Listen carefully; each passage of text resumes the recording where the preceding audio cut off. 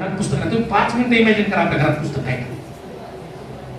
पण आपण म्हणतो बाबासाहेब आंबेडकर म्हणले वाचाल तर वाचाल. भाषण हाताला डेंजर होतं. कित्येक जणांच्या सीव्ही मध्ये तर तुम्ही पाहत असताना हॉबी रीडिंग काय वाचतो दुकानाच्या पाट्या. म्हणजे सांगायचं काय की हॉबी रीडिंग आहे पण घरात पुस्तक नाही. तुम्हाला येणारा काळ आपण बघतोय आता लहान मुलं मोबाईल मध्ये एवढे अडकले की बऱ्याच जणांना फिट्स आहे. मानसिक म्हणजे भाऊजी सगळ्यात मोठा आजार कोणता मेंटल हेल्थ खराब झालं लोकांची. आपल्याला झटकन राग येतो. आपण मोबाईल मध्ये पण बघा ना, मोबाईल उघडून बघितलं भावपूर्ण शब्दांची लगेच उदास जोक लगेच हसायचं. लगेच एखाद्या काही लगेच थांबले त्याचे क्रेड लगेच कोणतरी रडलेलं असं लगेच रडायचं. एका मिनिटात मेंदूच्या 5-50 भावना आपण फिरून येतो. कारण मेंदू भ्रष्ट होईल ना. ते म्हणून रडायचं तर तासभर रड, शुभेच्छा द्यायची तर आनंदात दिन अर्धा तास.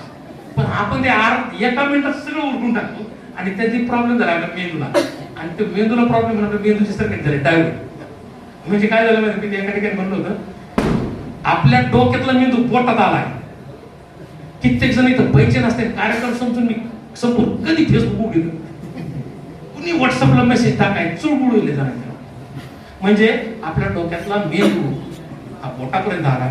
येणाऱ्या पिढीला आपल्याला एकच काम करायचं, पोटात गेलेला मेंदू परत डोक्यात आणायचं. आणि त्याला काय करावं लागेल तर त्याला वाचावं लागेल. आणि त्याला आपण म्हणतो ना मराठी भाषेला अभिजात दर्जा मिळाला. काय फरक पडला? माझी भाषा तशीच आहे. अभिजात दर्जा मिळाला आपल्याला काहीच फरक पडणार नाही.